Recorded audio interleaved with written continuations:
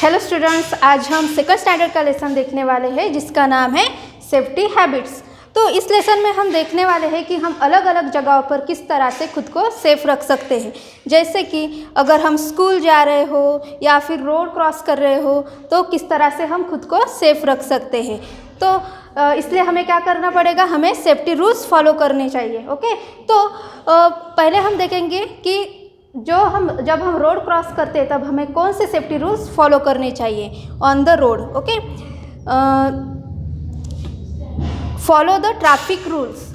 We always follow the traffic rules, मतलब हमें हर रोज जब हम रोड क्रॉस करते हैं तब हमें क्या करने चाहिए, ट्रैफिक रूल्स फॉलो करने चाहिए। ट्रैफिक रूल्स फॉलो करने चाहिए, जैसे कि cross the road at zebra crossing, मतलब जब हम रोड क्रॉस कर रहे हो तो क्या करना चाहिए, हमें जेब्रा क्रॉसिंग का यूज़ करना चाहिए। अगर उस रोड के ऊपर जेब्रा क्रॉसिंग नहीं है तो हमें क्या करना चाहिए, पहले रोड के लेफ्ट हैंड साइड पे देखना चाहिए, उसके बाद राइट हैंड साइड पे देखना चाहिए और फिर लेफ्ट हैंड साइड में देखने के बाद फिर हमें क्या करना चाहिए, अगर कोई व्हीकल्स वहाँ पे मूव नहीं हो रहा है, आ नहीं रहा है, तो उस वक्त हमें वो रास्ता क्या करना चाहिए, क्रॉस करना चाहिए।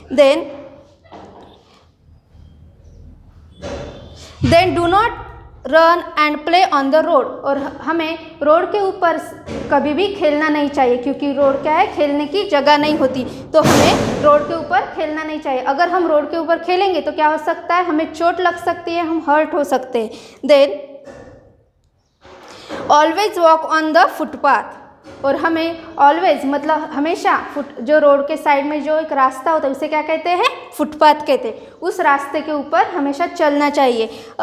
और अगर वो नहीं है तो कभी कभी फुट ब्रिज भी होता है, उसके ऊपर से भी हम क्या कर सकते हैं, चलकर जा सकते हैं। Then safety in the school bus, तो हमें स्कूल बस में कौन कौन से सेफ्टी रूल्स फॉलो करने चाहिए, bolt the bus in a Q.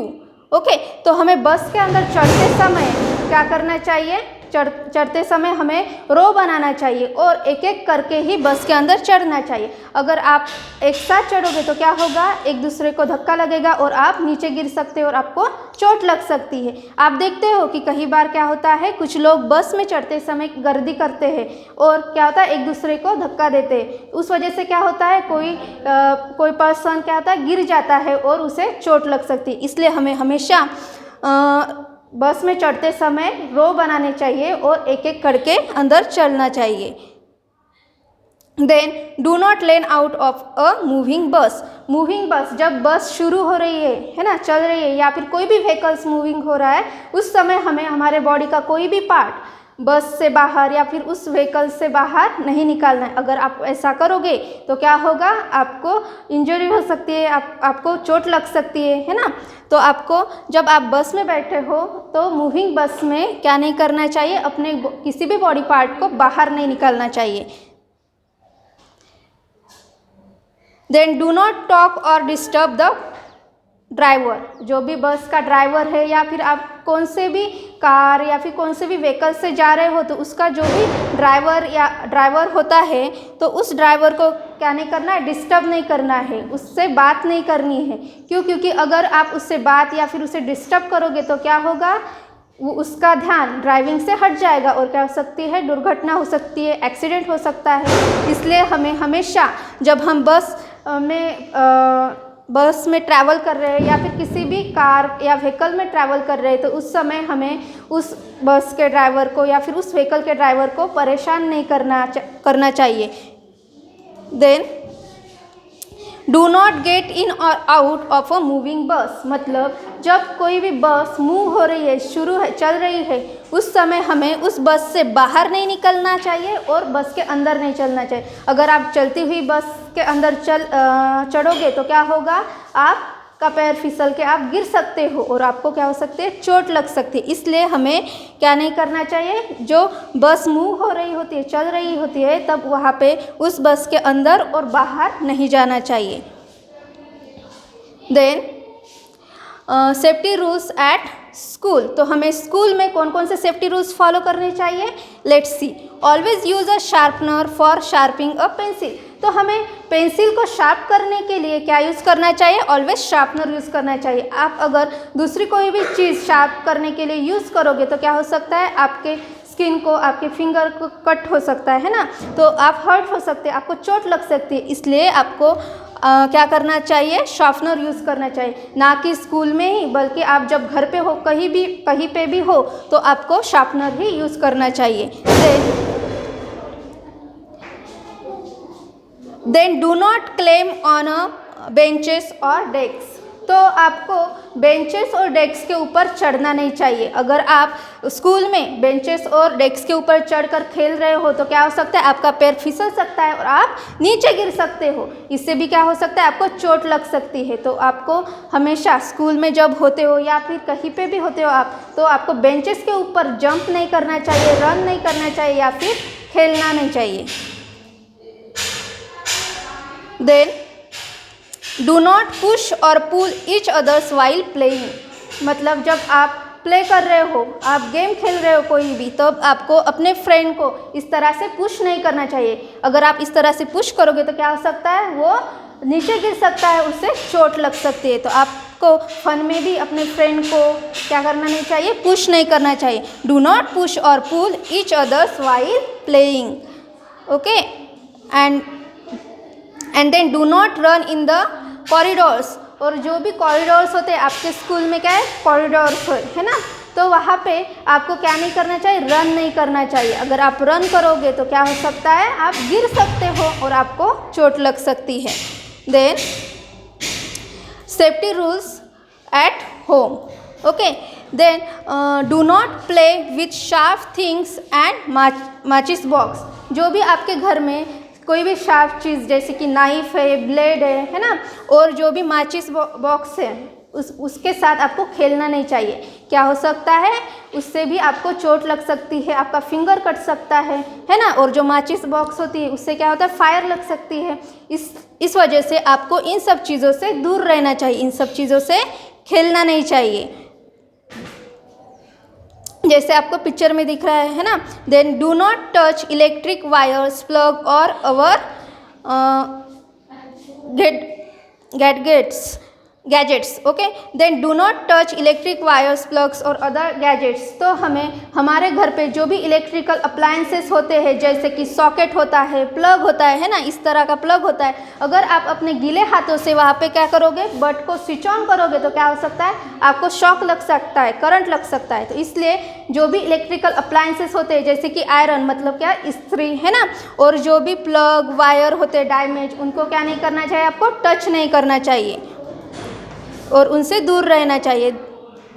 जैसे आयरन है। Then do not touch hot things in the kitchen. और किचन में जो भी गैस के ऊपर हॉट चीज़ मतलब गर्म चीज़ होती है, बर्तन या फिर कोई भी चीज़ रखी हुई होती है, तो उसे हाथों से उठाना नहीं चाहिए या फिर उसे टच नहीं करना चाहिए।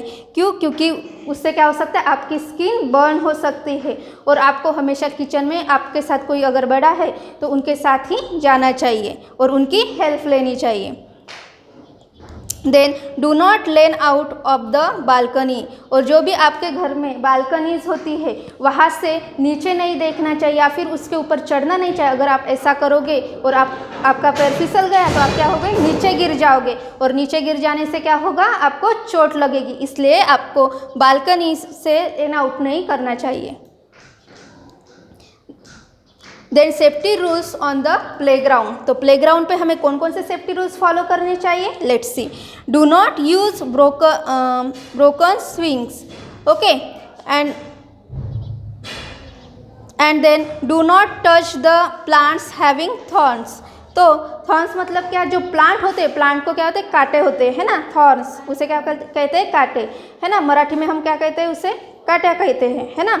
तो उसको हमें टच नहीं करना चाहिए, क्या हो सकता है, उससे हमें चोट लग सकती है ना। Then do not go near someone who is swing, you could get hurt. Okay, अगर कोई भी झूला झूल रहा है तो हमें उसके पास जाना चाहिए क्या, नहीं। अगर आप उसके सामने या फिर पीछे जाओगे और उसे पता नहीं होगा तो क्या होगा, आपको उससे चोट लग सकती है, वो आपको पुश कर सकता है ना, और आप नीचे गिर जाओगे और आपको क्या लगेगी, चोट लगेगी। इसलिए कभी भी जो भी झूला झूल रहा है उसके आसपास नहीं जाना है। Then play fairly and never fight, मतलब अगर आप जब भी गेम खेल रहे हो स्कूल में या फिर कहीं पे भी, तो क्या करना चाहिए, फेयरली खेलना चाहिए, मतलब वहाँ पे चीटिंग नहीं करनी चाहिए, ओके, और फाइट नहीं करना चाहिए, एक दूसरे को मारना नहीं चाहिए। देन सेफ्टी वाइल स्विमिंग, तो स्विमिंग करते समय हमें कौन कौन से सेफ्टी रूल्स फॉलो करने चाहिए। Never go far a swim alone, मतलब स्विमिंग करते समय हमें ज़्यादा दूर तक अकेले स्विमिंग नहीं करनी चाहिए। जब हमारे पास साथ कोई एल्डर पर्सन होता है तभी हमें उनके साथ क्या करना चाहिए, स्विमिंग करने के लिए जाना चाहिए। And do not go into deep water, और हमें डीप वाटर में मतलब ज़्यादा पानी के वाटर के अंदर नहीं जाना चाहिए, और स्विम करते समय हमें हमेशा एल्डर के साथ ही जाना चाहिए। देन यूज़ स्विमिंग ट्यूब, जो स्विमिंग के ट्यूब होते हैं वो हमें हमेशा यूज़ करने चाहिए स्विमिंग करते समय। Then safety rules on the road, okay, तो हमें रोड पर चलते समय कौन कौन से सेफ्टी रूल्स फॉलो करने चाहिए ये हमने अभी देखा है ना। अब इस रोड पे चलते समय आप देखते हो, जब आप कहीं पे भी किसी गांव या फिर विलेज में जाते हो तो आपको रोड के साइड में क्या दिखाई देते हैं, कुछ साइंस दिखाई देते हैं, इस तरह के साइन दिखाई देते हैं, है ना। तो वो साइंस कौन से है, लेट्स सी, ये साइन कौन सा है, इस साइन को क्या कहते हैं, नो पार्किंग साइन। तो जब भी आपको इस तरह का साइन दिखाई देगा तो आपको क्या समझना है कि वहाँ पे नो पार्किंग है, मतलब वहाँ पे व्हीकल्स को पार्क नहीं करना है। देन इस तरह का साइन अगर दिखाई देगा तो ये किसका साइन है, यू टर्न का, ओके। तो इस तरह से यू टर्न के ऊपर क्या किया है, क्रॉस किया है, मतलब अगर आपको रोड के साइड में इस तरह का साइन दिखाई देगा तो आपको क्या समझना है कि वहाँ पे यू टर्न नहीं लेना है, मतलब वहाँ से आप गाड़ी दूसरी साइड में नहीं ले जा सकते। देन अगर इस तरह का साइन आपको दिखाई दे ये साइन किसका है, ये साइन है रेलवे का जो फाटक होता है उसका ये साइन है। मतलब अगर इस तरह का साइन आपको दिखाई दे रोड के ऊपर तो क्या हो सकता है, क्या होगा कि आपको ये समझना है कि रोड के आगे मतलब सामने क्या आने वाला है, रेलवे आने वाली है, रेलवे फाटक है, तो इसलिए हमें संभल के चलना है, okay. Then next sign is, इस साइन में क्या किया है, क्या दिख रहा है कि इस तरह का साइन अगर दिखाई देगा आपको तो इस साइन में आपको ये समझना है कि आपको अभी रोड क्रॉस करना है। देन ये साइन आपको दिखाई दे रहा है, ये साइन किसका है, जेब्रा क्रॉसिंग का, है ना। तो इस तरह का साइन अगर आपको दिखाई देगा रास्ते के ऊपर तो आपको क्या समझना है कि सामने क्या है, जेब्रा क्रॉसिंग है, वहाँ से रास्ता आप क्रॉस कर सकते हो। और आपको क्या करना है, आपकी जो बाइक या फिर जो भी व्हीकल्स है उसकी स्पीड स्लो करनी है। देन दिस साइन, तो यहाँ पे ये साइन दिखाई दे रहा है, क्या है, नो पेडिस्टेरियन, मतलब वहाँ से आप वॉक नहीं कर सकते, ओके। देन नेक्स्ट, तो इस तरह के साइन हम कहाँ पे देखते हैं, रोड में, okay. Now we see the first aid. तो जब हम क्या करते हैं, जब हम बहुत ज़्यादा खेलते हैं या फिर कभी भी हमें एक्सीडेंट्स जो है बता के आते हैं क्या, नहीं, वो हमें कोई भी वार्निंग नहीं देते, वो कभी भी हो जाते हैं, है ना। अगर हम खेलते खेलते गिर गए तो हमें क्या करना चाहिए, फर्स्ट एड लेना चाहिए। फर्स्ट एड का मतलब क्या होता है, फर्स्ट मतलब पहला, एंड एड मतलब क्या होता है, एड मतलब होता है सहायता। जब हम हर्ट हो जाते हैं या फिर हमें इंजरी हो जाती है तब क्या होता है, तब क्या करते हैं हम, जो पहले मदद दी जाती है उसे क्या कहते हैं, फर्स्ट एड कहते हैं। क्या कहते हैं, फर्स्ट एड कहते हैं। और ये जो फर्स्ट एड है वो ये कब दी जाती है, जब हम हर्ट होते हैं तब हमें डॉक्टर से आने से पहले इस तरह की हेल्प दी जाती है, उसे क्या कहते हैं, हाँ, फर्स्ट एड कहते हैं। और ये फर्स्ट एड बॉक्स में क्या होता है, बहुत सारी चीज़ें होती है। जब भी आप क्या करते हो, स्कूल में या फिर घर पे गिर जाते हो तो क्या करना है आपको, आपके घर में जो भी पेरेंट्स है, एल्डर पर्सन है, उन्हें बताना है। और जब आप स्कूल में रहते हो तो आपको अपने टीचर को बताना है, वो क्या करेंगे, आपको फर्स्ट एड देंगे। तो फर्स्ट एड बॉक्स में कौन कौन सी चीज़ें होनी चाहिए, लेट्स सी। तो फर्स्ट एड बॉक्स में होना चाहिए कॉटन ऊल, मतलब कॉटन होना चाहिए, जिससे हम क्या कर सकते हैं, हमारे वाउंड को या फिर कट को क्लीन कर सकते हैं। देन फर्स्ट एड बॉक्स में डेटॉल होना चाहिए, डेटॉल भी हम यूज़ कर सकते हैं हमारे इंजरी को क्लीन करने के लिए। देन बैंडेज होना चाहिए, बैंडेज से हम क्या कर सकते हैं, हमारे इंजरी को जो भी लगा है हमें, है ना, तो उसको हम क्या कर सकते हैं, कवर कर सकते हैं। बैंडेज होना चाहिए हमारे फर्स्ट एड बॉक्स में।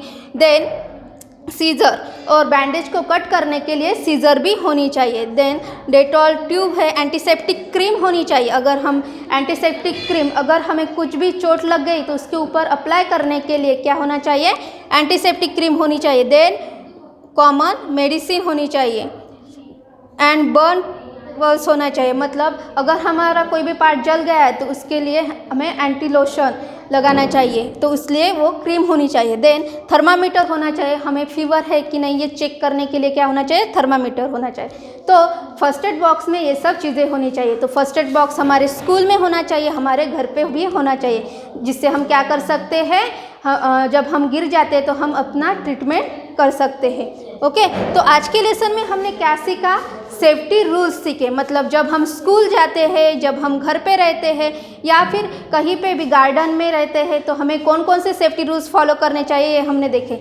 और ये सेफ्टी रूल्स फॉलो करने से क्या हो सकता है, हम सेफ रह सकते हैं, हमें चोट नहीं लग सकती। इसलिए हमें एक्सीडेंट को अवॉइड करने के लिए क्या करना चाहिए, सेफ्टी रूल्स फॉलो करने चाहिए। उसी के साथ साथ जब हमें चोट लगती है तो उसके ऊपर क्या करना चाहिए, हमें ट्रीटमेंट लेनी चाहिए। तो उसके लिए क्या जो फर्स्ट एड बॉक्स है वो हमेशा हमारे स्कूल में और हमारे घर पे होना चाहिए। और हमें ये जो फर्स्ट एड बॉक्स का जो ट्रीटमेंट है वो हमें खुद से लेना है क्या, नहीं, जो हमारे एल्डर पर्सन होते हैं उनसे हमें कहना है और वो क्या करते हैं, हमें फर्स्ट एड देते हैं। तो स्टूडेंट्स, आपको ये लेसन समझ में आ गया होगा, है ना। तो आपको क्या करना है, इस लेसन